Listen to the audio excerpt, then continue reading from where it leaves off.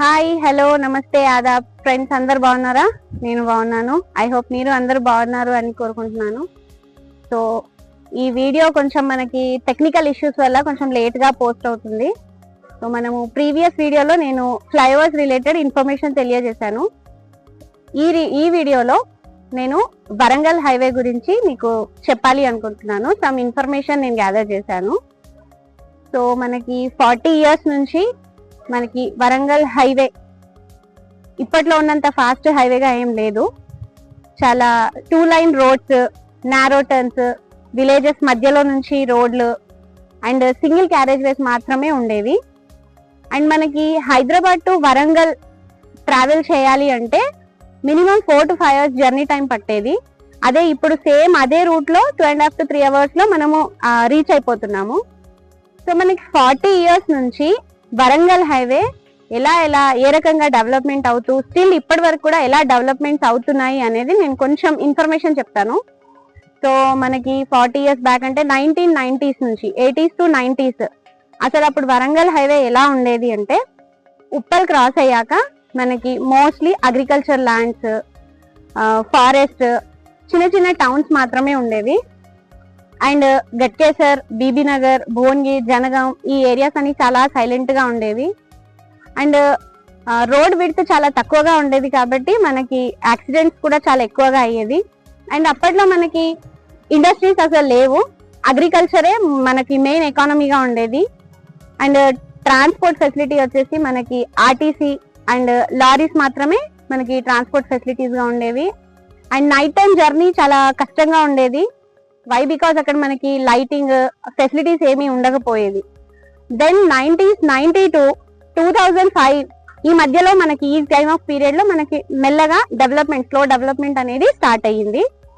అప్పట్లో మనకి హైదరాబాద్ లో ఐటీ స్టార్ట్ అయ్యాక ఈస్ట్ హైదరాబాద్ అనేది మనకు కొంచెం ఎక్స్పెన్షన్ జరిగింది. సో అప్పుడు మనకి ఐటీ కారిడార్ స్టార్ట్ అయ్యాక అదే పీరియడ్ లో మనకి ఫ్లైఓవర్స్ కూడా స్టార్ట్ అయ్యాయి.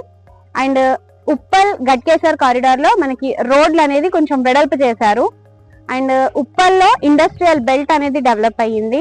అప్పట్లోనే మనకి ఐటీ జోన్ ప్లానింగ్స్ కూడా స్టార్ట్ అయ్యాయి. అండ్ ఇన్ఫోసిస్ పోచారం ఈ ఏరియాలో మనకి పోచారం ఇన్ఫోసిస్ సెజ్ అనేది డెవలప్మెంట్ కి ప్లానింగ్ స్టార్ట్ అయ్యింది. అప్పట్లో మనకి కొంచెం పోచారంలో భూముల ధరలు అనేది కూడా కొంచెం పెరిగాయి. అండ్ గట్కేసర్ సైడ్ లో మనకి engineering colleges, layouts, warehouses కూడా పెరిగాయి.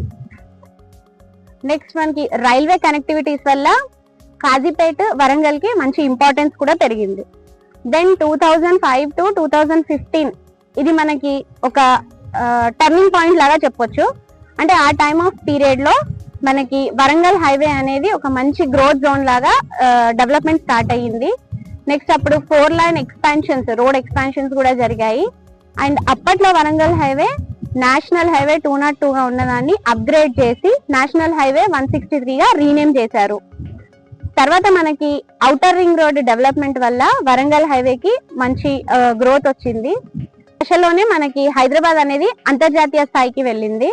అండ్ ఓఆర్ఆర్ డెవలప్మెంట్ వల్ల మనకి ఈస్ట్ హైదరాబాద్ అనేది చాలా కంప్లీట్ గా మారిపోయింది. నెక్స్ట్ మనకి ఓఆర్ఆర్ వల్ల డెవలప్మెంట్ అయిన ప్రాంతాలు ఏంటంటే మనకి పెద్ద అంబర్పేట, బొంగుళూరు, గట్కేసర్ అండ్ పోచారం. దెన్ మనకి 2016 to 2000 స్టిల్ నౌ 26 ఇప్పుడు ఇది మనకు ఒక మోడర్న్ కారిడార్ లాగా చెప్పుకోవచ్చు. సో ఇప్పుడు అట్ ప్రెసెంట్ వరంగల్ హైవే అనేది తెలంగాణ స్టేట్ లోనే చాలా ఫాస్టెస్ట్ గ్రోత్ జోన్ లాగా మారింది. అది ఈస్ట్ హైదరాబాద్ లో ఫ్యూచర్ గ్రోత్ జోన్ లాగా ఉంది. నెక్స్ట్ ఇప్పుడు మనకి 6 lane రోడ్ ఎక్స్పాన్షన్ ప్రపోజల్స్ ఉన్నాయి. సెవరల్ స్ట్రెచెస్ లో రోడ్ వెడల్పు డెవలప్మెంట్స్ అనేది చేస్తున్నారు. మనకి యాదాద్రి టెంపుల్ రీడెవలప్మెంట్ అనేది చాలా హ్యూజ్ ఇంపాక్ట్ ఇచ్చింది. అంటే మనకి ఇది తెలంగాణ తిరుపతిగా టూరిజం స్పాట్ లాగా దీన్ని డెవలప్ చేశారు. నెక్స్ట్ మనకి Infosys, Pocharam SEZ and Raheja IT parks వచ్చాయి. Bibinagar AIIMS, pharma companies, warehouses చాలా పెరిగాయి. నెక్స్ట్ మనకి ఎంఎంటీఎస్ ట్రాన్స్పోర్ట్ ఫెసిలిటీ కూడా వస్తుంది. Regional ring road, next future లో మనకి రింగ్ రైల్ ప్రపోజల్స్ కూడా ఉన్నాయి. మనకి భువనగిరి ఫోర్ట్ ని కూడా మనకి టూరిజం స్పాట్ లాగా డెవలప్ చేస్తున్నారు. Hyderabad Warangal industrial zone develop చేస్తున్నారు. అండ్ మనకి రియల్ ఎస్టేట్ భూమ్ అనేది చాలా పెరిగింది. మనకి యాదాద్రి, భువనగిరి, జనగంలో రియల్ ఎస్టేట్ భూమ్ అనేది చాలా పెరిగింది. నెక్స్ట్ మనకి గట్కేసర్ లో 72 ఫ్లోర్స్ పర్మిషన్స్ వచ్చాయి. డాన్సింగ్ టవర్స్ కూడా పర్మిషన్స్ ప్రపోజల్స్ ఉన్నాయి. సో ఇలా మనకి వరంగల్ హైవేలో స్టిల్ నో డెవలప్మెంట్స్ మనకి ఎక్స్పాన్షన్ చేస్తూ డెవలప్మెంట్స్ జరుగుతూ ఉన్నాయి. సో ఏ ప్లేస్ లో అయినా సరే, ఏ హైవేస్ లో కూడా మనకి ఎన్ని పాజిటివ్ ఇంపాక్ట్స్ ఉన్నా కొన్ని నెగిటివ్ ఇంపాక్ట్స్ కూడా కంపల్సరీగా ఉంటాయి.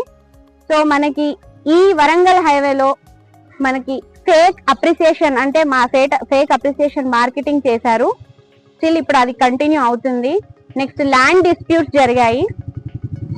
సమ్ ఏరియాస్ లో మన లోకల్ విలేజెస్ కి తగినంత నష్టపరిహారం కూడా చెల్లించలేదు అని చాలా కంప్లైంట్స్ వస్తున్నాయి.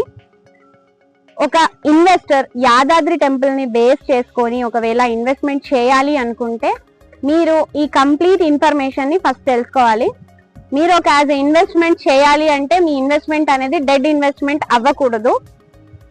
మీ ఇన్వెస్ట్మెంట్ అనేది సేఫ్ గా ఉండాలి అంటే ప్రెసెంట్ వాల్యూ కంటే ఫ్యూచర్ పొటెన్షియల్ వాల్యూ అనేది కంపల్సరీ చూసుకోవాలి ఫ్రెండ్స్. సో ఈ రకంగా ఒక ఇన్వెస్టర్ ఇన్వెస్ట్మెంట్ చేసేదానికంటే ముందు మీరు ఇన్వెస్ట్మెంట్ చేసే ప్లేస్ లో పిన్ టు పిన్ డీటెయిల్స్ గా మీరు ఇన్ఫర్మేషన్ తెలుసుకొని మీరు ఇన్వెస్ట్మెంట్ చేయండి. And thank you so much for watching this video. And friends please మీరు మన ఛానల్ ని సబ్స్క్రైబ్ చేసుకోండి, మన ప్రాపర్టీ అడ్వైజర్. అండ్ మీకు ఇంకా ఏదైనా ఇన్ఫర్మేషన్ తెలుసుకోవాలి అనుకుంటే మీరు నాకు కామెంట్స్ లో మీరు నాకు చెప్తే నేను ఆ ఇన్ఫర్మేషన్ ని కూడా నేను మీకు పాస్ ఆన్ చేస్తాను. And please like, share and subscribe. Thank you.